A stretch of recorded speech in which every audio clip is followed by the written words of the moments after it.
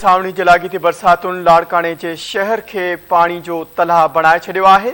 लाड़काणे जी सूरतहाल जे हवाले सां अपडेट करे रहियो आहे मुनवर रिंद पंहिंजी हिन रिपोर्ट में।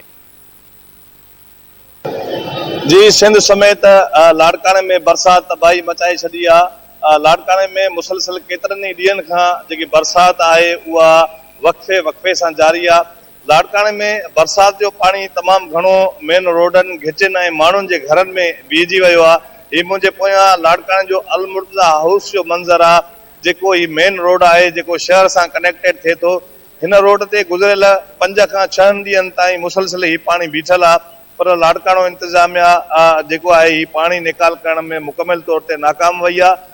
मुसलसल बरसातुनि जो सिलसिलो जारी हुजण जे करे लाड़काणे जा अक्सर जेके कची आबादियुनि वारा इलाइक़ा आहिनि उहे त मुकमिल तौर ते उन्हनि जा घर जेके आहिनि ड्रही पट थी विया आहिनि ऐं जेके शहर में आबादियूं आहिनि उन्हनि जे शहर जा पक्का घर जेके आहिनि उहे बि काफ़ी हद ताईं उन्हनि जा घरनि जूं जेके छितियूं आहिनि उहे ड्रही पयूं आहिनि।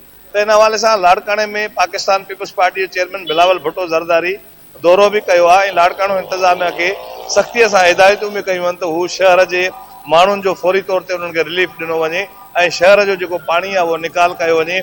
पर लाड़काणो इंतज़ामिया मुसलसिल जेको आहे हिते मुसलसिल उन मामले खे टारे रही आहे। जेको पाणी आहे उहो अञा ताईं असांखे रोड रस्तनि सां जेको बीठल नज़र अचे थो।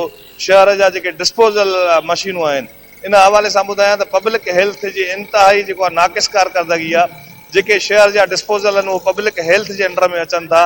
उते मोटर सड़ियल आहिनि, उते मशीनरी नाकारा आहे, उन्हनि जा पंप्स ख़राब आहिनि, पर अरबे रुपया बजट पब्लिक हेल्थ वठण जे बावजूदि लाड़काणो शहर खे ठीकु न करे सघी आहे। लाड़काणो जो जेको ड्रेनेज सिस्टम आहे उनखे ठीकु न करे सघिया आहिनि।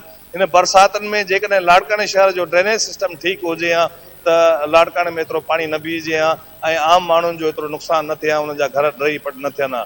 ज़रूरत हिन ॻाल्हि जी आहे त लाड़काणो इंतज़ामिया फौरी तौर ते पाकिस्तान पीपल्स पार्टी जे चेयरमैन बिलावल भुट्टो ज़रदारी जे हुकुमनि ते अमल करे ऐं शहर मां जेको पाणी उहो निकाल कराए।